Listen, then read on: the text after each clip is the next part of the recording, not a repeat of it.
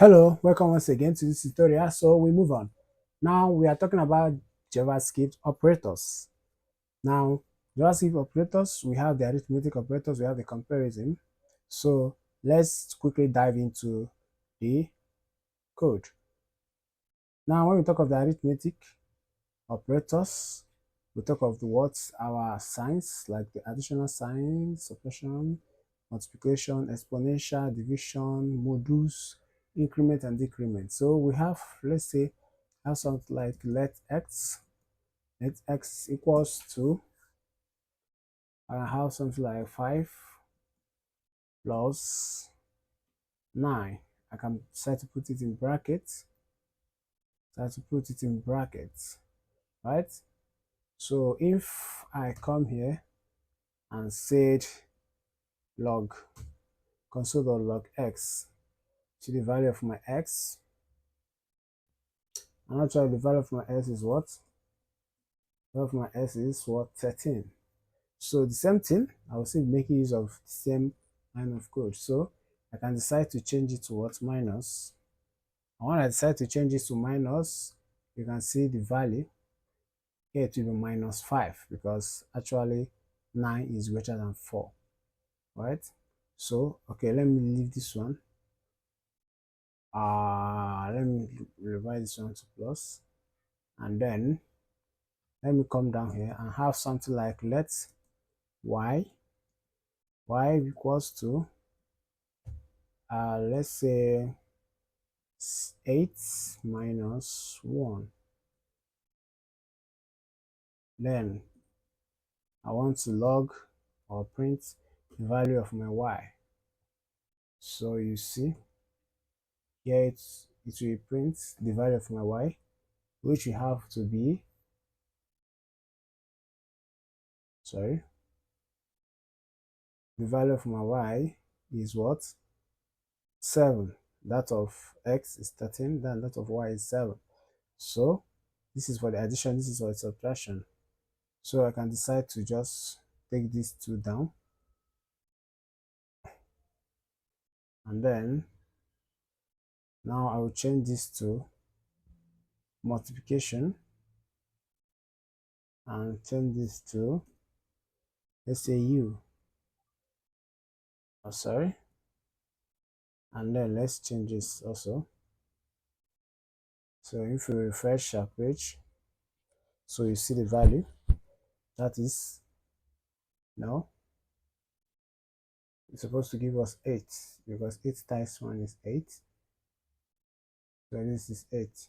So and so on and so forth. So let's dive into exponential. When we use exponential, something like this, I'll make use of this one. So the exponential, you see, exponential simply means raised to power, just like the square of that number, right? So I can decide to say exponential of 5, 5 exponential 5.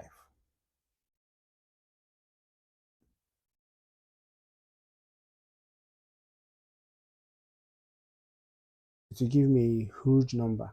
So I can decide to say 5 exponential 2, that's to say 5 raised to power 2, and I will see my answer as 25. So you see my answer is now 25. So exponential is just like raised to power, right? So I can decide to go for division. Decide to go for division, 5 divided by 2.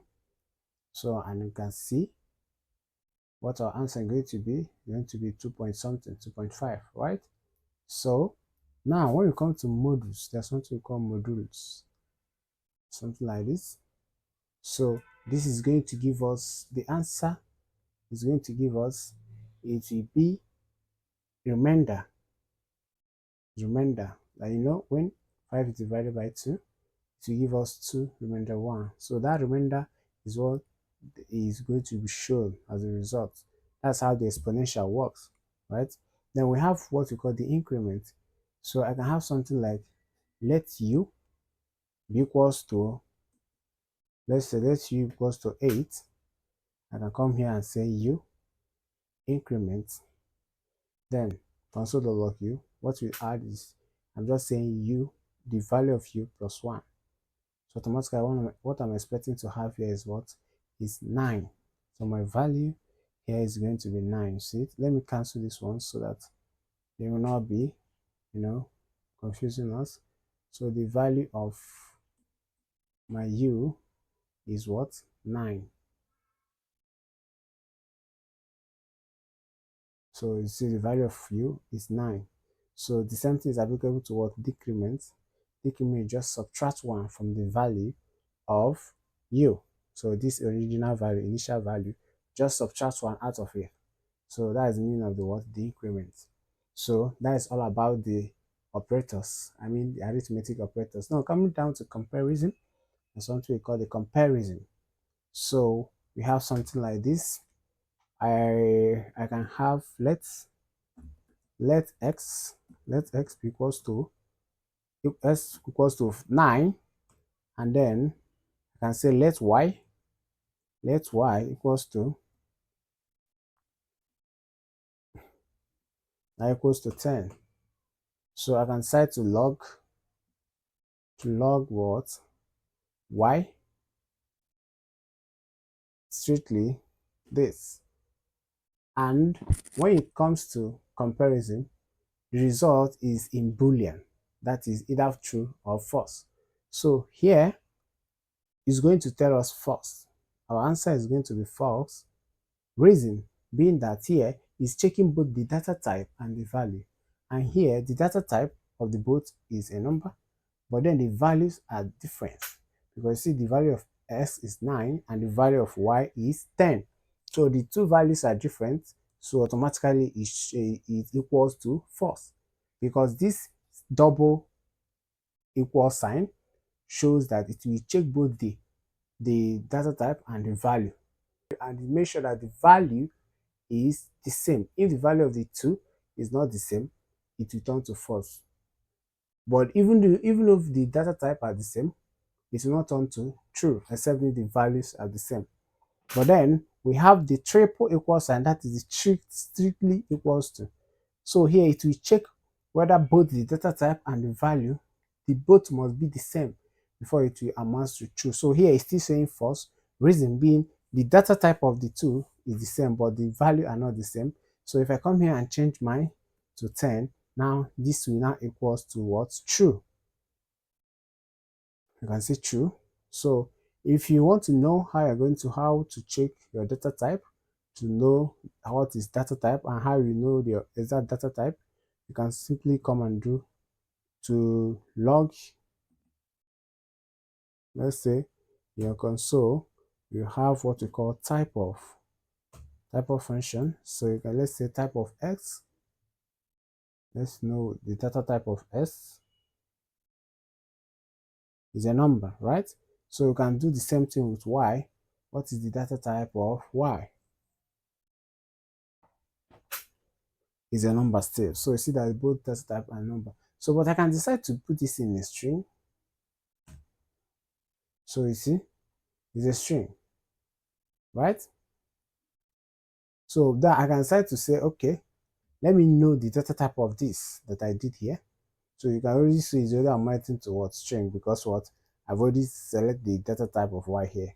So I can do the same thing here, maybe say something like the data type of 10 string or 10 in quotes to show me string. So this is how we do our own comparison. Then after that, there's what we call not equals to, that is an exclamation mark before the equal sign. So when I say something like this, it will amount to true. Reason, let me clean this. So when I say something like this, it will amount to true. It will amount to true. Reason, because the data type are the same, but the values are not the same. Because this is a number, but this is what? This is a string. So that's why when I say this is not equals to this, it amounts to true. Now I can decide to make the strictly equals to, that is the triple equals to, is also known as what the strictly equals to. So at this point, it's going to amount to, okay, I think that we are facing an issue here. So we have this, so we have to clean it. So this here, this one, yes, is also true. So now we have another one, which is the less than and the equals to. So I can decide to have something like, let me clean this. I can decide to have something like, let's x equals 8, let y equals 10. Now I can say, okay, my console log, I might decide to say x is less than y, and it will amount to true, because x is less than y. Indeed, 8 is less than y. So I can decide to say s is, if I say x is greater than y, it will amount to false, because s can never be greater than y. 8 can never be greater than y. Okay, sorry. Oh, pardon me. I say y is greater than 8. Sorry, s is less than y. Sorry, this is less than sign. So yes, s is less than y. But if I use x to be greater than, so here now I'm saying s to be greater than y, it will amount to false, because s can never be greater than y. So let's wait the browser to load. So you see it's false. So because s can never be greater than y. So that's how it is. So there's another one we call greater than or equals to. So here now I can decide to say s is less than or equals to y. When we say s is less than or equals to y,